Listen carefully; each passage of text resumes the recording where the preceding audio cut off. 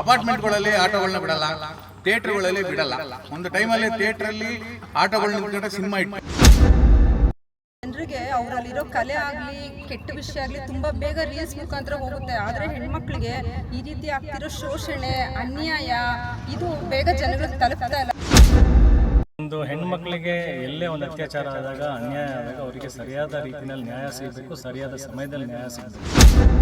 Theatre ಒಳಗಡೆ auto driver ಬಂದು parking ಮಾಡಿ ಸಿನಿಮಾ ನೋಡ್ಬೇಕು ಅನ್ನೋದು ಆಸೆ. ಥಿಯೇಟರ್ ಒಳಗಡೆ ಆಟೋಗಳನ್ನ ಎಂಟ್ರಿ ಕೊಡಿಸ್ತಾ ಇರೋದು ನಮ್ಮ ಆಟೋ ರಾಯಭಾರಿ ಅಜಯ್ ಅವರು. ವಿಶೇಷವಾಗಿ ಇವತ್ತು ಮಹಿಳಾ ಆಟೋ ಚಾಲಕರನ್ನ ಒಂದು ಕಡೆ ಸೇರಿಸಿದ್ದೀವಿ.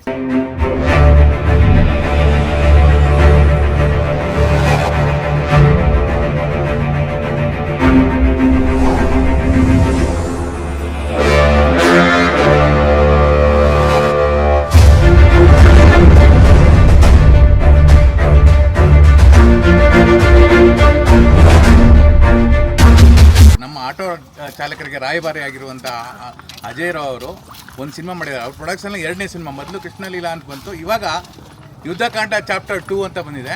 ಈ ಸಿನಿಮಾ ಟ್ರೈಲರ್ ನೀವು ನೋಡಿ, ನಾನು ಹೇಳೋದಲ್ಲ, ನೀವು ನೋಡಿದ್ರೆ ನಿಮಗೆ ಗೊತ್ತಾಗುತ್ತೆ. ಆ ತಾಯಿ ಜೈಲಿಗೆ ಹೋಗ್ಬಾರ್ದು ಅಂತ ಅವಳ ಪರ ನಾನು ವಾದ ಮಾಡ್ಬೇಕಂತ ಇದ್ರೆ ಎಲ್ಲರೂ ಆ ಹೆಣ್ಣಿನ ವಿರುದ್ಧವಾಗಿ ನಿಂತಿದ್ದಾರೆ.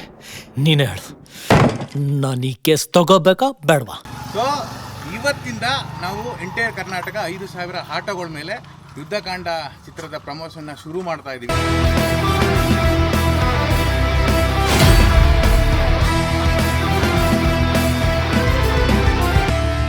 ಆಮೇಲೆ ವಿಶೇಷವಾಗಿ ಏನು ಅಂದರೆ, ಅಪಾರ್ಟ್ಮೆಂಟ್ಗಳಲ್ಲಿ ಆಟೋಗಳನ್ನ ಬಿಡಲ್ಲ, ಥಿಯೇಟ್ರ್ಗಳಲ್ಲಿ ಬಿಡಲ್ಲ. ಒಂದು ಟೈಮಲ್ಲಿ ಥಿಯೇಟ್ರಲ್ಲಿ ಆಟೋಗಳು ನಿಂತ್ಕೊಂಡ್ರೆ ಸಿನಿಮಾ ಇಟ್ಟು, ಇವಾಗ ಸಿನಿಮಾ ಥಿಯೇಟ್ರ್ ಒಳಗಡೆ ಆಟೋಗಳನ್ನ ಬಿಡ್ತಾ ಇಲ್ಲ. 50,000 ರೂಪಾಯಿ ಕಾರ್ ಬಿಡ್ತಾರೆ, 3.5 ಲಕ್ಷ ಆಟೋಗಳನ್ನ ಬಿಡಲ್ಲ. ಸೊ ಹಾಗಾಗಿ ಅಜಯ್ ಅವರ ಆಸೆ ಏನು ಅಂದರೆ, ನಾನು ಆಟೋ ಡ್ರೈವರ್ ರಾಯಭಾರಿ ಆಗಿದ್ದೀನಿ. ಸೊ ನನ್ನ ಮುಖಾಂತರ ಎಲ್ಲ ಅಪಾರ್ಟ್ಮೆಂಟ್ಗಳಲ್ಲೂ ಕೂಡ ಆಟೋ ಎಂಟ್ರಿ ಆಗಬೇಕು, ಥಿಯೇಟ್ರಲ್ಲೂ ಕೂಡ ಆಟೋ ಎಂಟ್ರಿ ಆಗಬೇಕು ಅನ್ನೋ ಒಂದು ಆಸೆ ಇತ್ತು. ಸೊ ಹಾಗಾಗಿ ಇವತ್ತು ಅವ್ರ ಅಪಾರ್ಟ್ಮೆಂಟ್ಗೆ ನಮ್ಮನ್ನೇ ಬಿಟ್ಟಿದ್ದಾರೆ.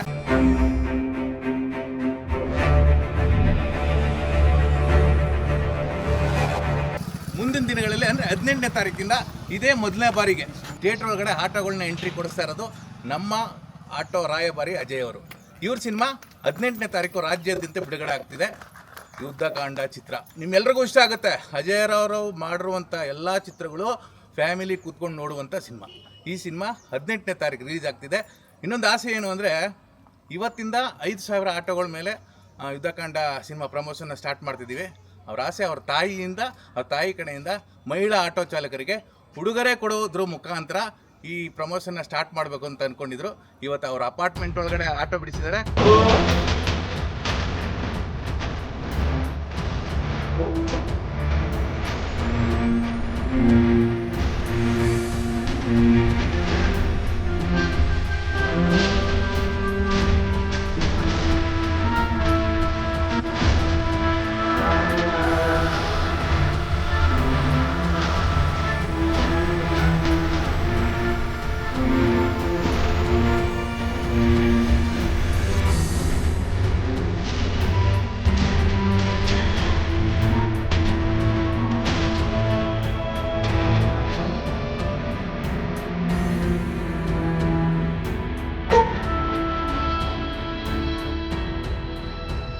ನನಗೆ ಇಷ್ಟೊಂದು ಸಂಭ್ರಮ ಇವತ್ತು ನಡೀತದೆ ಅಂತ ನನಗೆ ಗೊತ್ತಿರಲಿಲ್ಲ. ಯಾಕಂದರೆ ಎಷ್ಟು ಜನ ಹೆಣ್ಮಕ್ಳು ನೋಡೈತಿ, ನಿಜವಾಗ್ಲೂ ನನಗೆ ಇವತ್ತು ಭಾಳ ಆಶ್ಚರ್ಯ ಆಗಿದೆ, ಭಾಳ ಖುಷಿನೂ ಆಗಿದೆ. ಜೊತೆಗೆ ಏನಂದರೆ ಈ ಸಿನಿಮಾ ಎಲ್ಲರೂ ನೋಡ್ತಿದ್ದಾರೆ, ಅದು ಒಂದು ನನಗೆ ಇವರೆಲ್ಲ ಸಪೋರ್ಟಿಂದ ನನಗೆ ಭಾಳ ತುಂಬ ಹೆಮ್ಮೆ ಅನ್ನಿಸ್ತಾ ಇದೆ.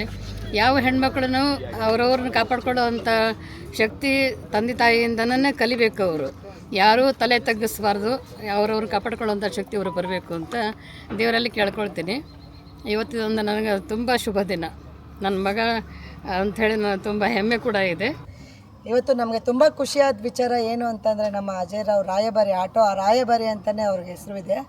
ಸೊ ಅವರಿಗೆ ಕೂಡ ರಾಮನವಮಿ ಹಬ್ಬದ ಶುಭಾಶಯಗಳು. ನಮ್ಮದು ಯುದ್ಧಕಾಂಡ ಫಿಲಮ್ ರಿಲೀಸ್ ಆಗ್ತಿದೆ ಈ ತಿಂಗಳು 18ನೇ ತಾರೀಕು. ಜನರಿಗೆ ಅವರಲ್ಲಿರೋ ಕಲೆ ಆಗಲಿ ಕೆಟ್ಟ ವಿಷಯ ಆಗಲಿ ತುಂಬ ಬೇಗ ರೀಲ್ಸ್ ಮುಖಾಂತರ ಹೋಗುತ್ತೆ. ಆದರೆ ಹೆಣ್ಮಕ್ಳಿಗೆ ಈ ರೀತಿ ಆಗ್ತಿರೋ ಶೋಷಣೆ, ಅನ್ಯಾಯ ಇದು ಬೇಗ ಜನಗಳಿಗೆ ತಲುಪ್ತಾ ಇಲ್ಲ. ಸೊ ಇವರು ಈ ಫಿಲಮ್ ಮುಖಾಂತರ ಎಲ್ಲ ಹೆಣ್ಮಕ್ಳಿಗೂ ಒಳ್ಳೆಯದಾಗಲಿ, ಈ ರೀತಿ ಶೋಷಣೆ ಅನ್ನೋದು ಬಹಳ ಕಮ್ಮಿ ಆಗಲಿ ಅನ್ನೋ ಮೆಸೇಜ್ ಮುಖಾಂತರ ಈ ಫಿಲಮ್ ಮಾಡ್ತಾ ಇದ್ದಾರೆ. ಅದು ನಮ್ಮೆಲ್ಲರಿಗೂ ಸಂತೋಷ ಇದೆ. ಸರ್ ನಾವು ಕಂಡಂತೆ ಅವರು ಹೆಣ್ಮಕ್ಳ ಮೇಲೆ ತುಂಬ ಒಳ್ಳೆಯ ಅಭಿಪ್ರಾಯ ಇದೆ. ಅದಕ್ಕೋಸ್ಕರ ನಮ್ಮ ಸಂಘಟನೆಯಿಂದ ಅವ್ರ ಮೇಲೆ ನಮಗೆಲ್ಲರಿಗೂ ಒಂದು ಒಳ್ಳೆಯ ಅಭಿಮಾನ ಇದೆ ಸರ್. ಅದೇ ನಮ್ಮ ಅಜಯ್ ರಾವ್ ಅವ್ರಿಗೆ ನಾವೆಲ್ಲ ಕೊಡುವಂಥ ಅವ್ರ ಪ್ರೀತಿ ವಿಶ್ವಾಸ. ಯುದ್ಧಕಾಂಡ ಅಂತಂದ್ರೆ ಇಲ್ಲಿ ಹೆಣ್ಮಕ್ಳ ಪರವಾಗಿ ನಿಂತಿರೋಂಥ ಒಂದು ಫಿಲಮ್ಮು. ಸೊ ಅದು ನಮಗೆ ಬಹಳ ಇಷ್ಟ ಆಗಿದೆ. ಖಂಡಿತ ನಾವೆಲ್ಲರೂ ಥಿಯೇಟ್ರಿಗೆ ಹೋಗಿ ಫಿಲಮ್ ನೋಡ್ತೀವಿ. ಫಿಲಮ್ಮು 100 ಡೇಸ್ ಎಲ್ಲ ಇನ್ನೂ ಚೆನ್ನಾಗಿ ಓಡಲಿ ಮತ್ತು ಹೆಣ್ಮಕ್ಳಿಗೂ ಒಳ್ಳೇದಾಗಲಿ ಸರ್.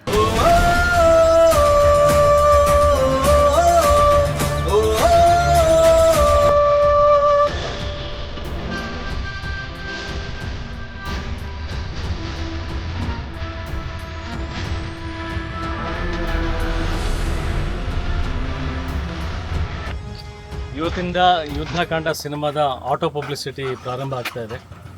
ನಮ್ಮ ಕನ್ನಡದ ಸಿನಿಮಾದ ನಿಜವಾದ ಅಭಿಮಾನಿಗಳು ಯಾರು ಅಂದರೆ ಆಟೋ ಡ್ರೈವರ್ಸ್ಗಳು. ಆ್ಯಂಡ್ ನಾಗರಾಜ್ ಅವರ ಅಧ್ಯಕ್ಷತೆಯಲ್ಲಿ ಇದುವರೆಗೂ ಸಾಕಷ್ಟು ಕನ್ನಡ ಸಿನಿಮಾಗಳು ಪ್ರಚಾರಗೊಂಡಿದ್ದಾವೆ. ಅವರಿಂದ ಸಾಕಷ್ಟು ಬೆಂಬಲ ಬಂದಿದೆ. ಅವ್ರ ಮುಖಾಂತರ ಎಲ್ಲ ಆಟೋ ಚಾಲಕರ ಸ್ನೇಹಿತರು ಸಿಕ್ಕಾಪಟ್ಟೆ ಸಪೋರ್ಟ್ ಮಾಡಿದ್ದಾರೆ. ಈ ಸಿನಿಮಾದ ವಿಶೇಷತೆ ಏನಪ್ಪ ಅಂದರೆ ಇವರ ಅಧ್ಯಕ್ಷತೆಯಲ್ಲಿ ಜೊತೆಗೆ ಸಾಕಷ್ಟು ಜನ ಇಲ್ಲಿ ಮಹಿಳಾ ಆಟೋ ಚಾಲಕರು ಬಂದು ಸೇರಿದ್ದಾರೆ. ಇದು ಒಂದು ಅದ್ಭುತವಾದಂಥ ಒಂದು ಧೈರ್ಯ ಮತ್ತು ಶಕ್ತಿ ಅಂತ ಹೇಳ್ಬೋದು. ಯಾಕಂದರೆ ಈ ಸಿನಿಮಾ ಹೆಣ್ಮಕ್ಳ ಶಕ್ತಿಯನ್ನು ಪ್ರತಿಬಿಂಬಿಸುವಂಥ ಒಂದು ಸಿನಿಮಾ ಆಗಿರೋದ್ರಿಂದ ಹೆಣ್ಮಕ್ಳು ಆಟೋ ಚಾಲಕರು ಬಂದು ಇದಕ್ಕೊಂದು ಆಶೀರ್ವಾದ ಮಾಡಿರೋದು. ಕೃಷ್ಣನಿಗೆ ಬರೀ ಇಷ್ಟು ಜನ ಹೆಂಡ್ತಿಯಂದ್ರು ಅಂತ ಹೇಳ್ತಾರೆ, ಕೃಷ್ಣನಿಗೆ ಇಷ್ಟು ಜನ ಅಕ್ಕ ತಂಗಿಯಂದರು ಇದ್ದಾರೆ ಅಂತಲೂ ಇದು ತೋರಿಸ್ಕೊಡುವಂಥ ಒಂದು ಸಂಕೇತ. ಎಲ್ಲ ನನ್ನ ಅಕ್ಕ ತಂಗಿಯಂದರಿಗೆ ನನ್ನ ನಮಸ್ಕಾರಗಳನ್ನು ಸಲ್ಲಿಸ್ತಾ ನಿಮ್ಮೆಲ್ಲರ ಆಶೀರ್ವಾದ ಇರಲಿ. ಇಡೀ ಕರ್ನಾಟಕದಂಥ ಸಿನಿಮಾನ ಇವರೆಲ್ಲರೂ ಏನು ತೊಗೊಂಡು ಹೋಗ್ತಾ ಇದ್ದಾರೆ ಆಟೋ ಚಾಲಕರ ಮೂಲಕ ನೀವೆಲ್ಲರೂ ಕೂಡ ಪ್ರೋತ್ಸಾಹಿಸಿ ದೊಡ್ಡ ಮಟ್ಟಕ್ಕೆ ಬೆಳೆಸ್ಬೇಕಂತ ಕೇಳ್ಕೊಳ್ತೀನಿ. ಮತ್ತೊಮ್ಮೆ ನಮ್ಮ ನಾಗರಾಜ್ ಅವರಿಗೆ ತುಂಬ ಹೃದಯದಿಂದ ಧನ್ಯವಾದಗಳು. Thank you.